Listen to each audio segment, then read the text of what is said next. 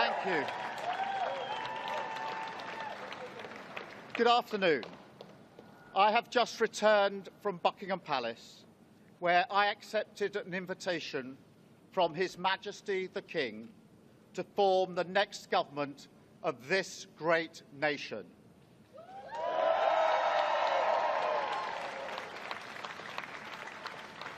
I want to thank the outgoing Prime Minister, Rishi Sunak. His achievement as the first British Asian Prime Minister of our country, the extra effort that will have required, should not be underestimated by anyone.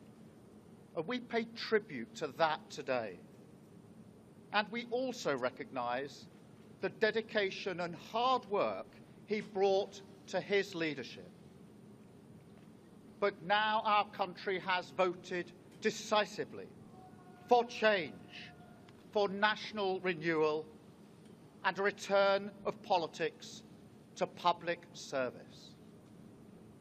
When the gap between the sacrifices made by people and the service they receive from politicians grows this big, it leads to a weariness in the heart of a nation, a draining away of the hope, the spirit, the belief in a better future, that we need to move forward together.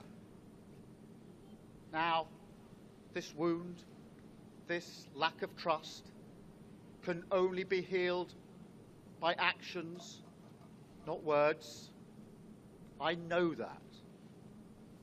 But we can make a start today with the simple acknowledgement that public service is a privilege and that your government should treat every single person in this country with respect. If you voted Labour yesterday, we will carry the responsibility of your trust as we rebuild our country. But whether you voted Labour or not, in fact, especially if you did not, I say to you directly, my government will serve you. Politics can be a force for good. We will show that. We've changed the Labour Party, returned it to service, and that is how we will govern. Country first, party second.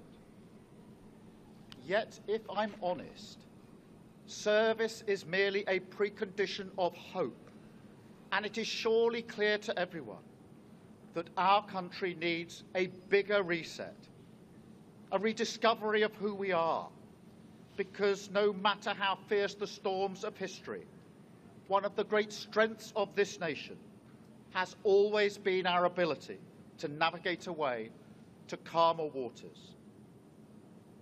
And yet this depends upon politicians, particularly those who stand for stability and moderation, as I do, recognising when we must change course. For too long now, we've turned a blind eye as millions slid into greater insecurity.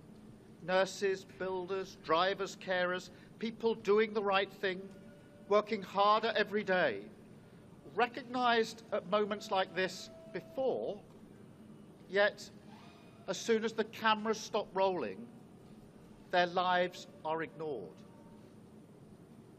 I want to say very clearly to those people, not this time.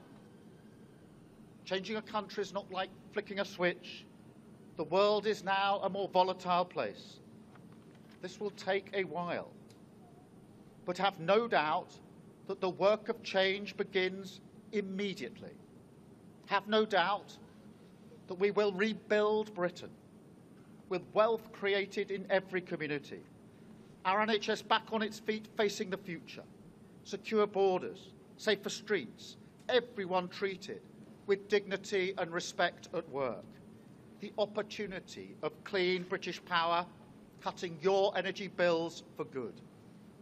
And brick by brick, we will rebuild the infrastructure of opportunity, the world-class schools and colleges, the affordable homes that I know are the ingredients of hope for working people, the security that working class families like mine can build their lives around.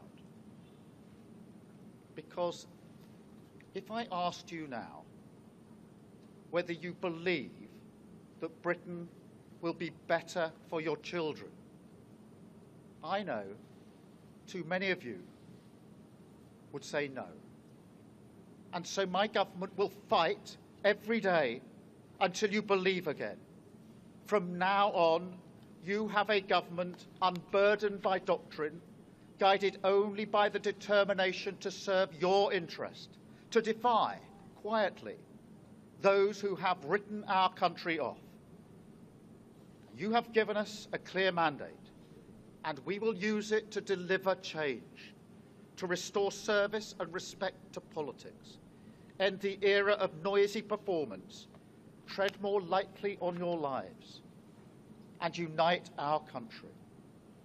4 nations standing together again, facing down, as we have so often in our past, the challenges of an insecure world, committed to a calm and patient rebuilding.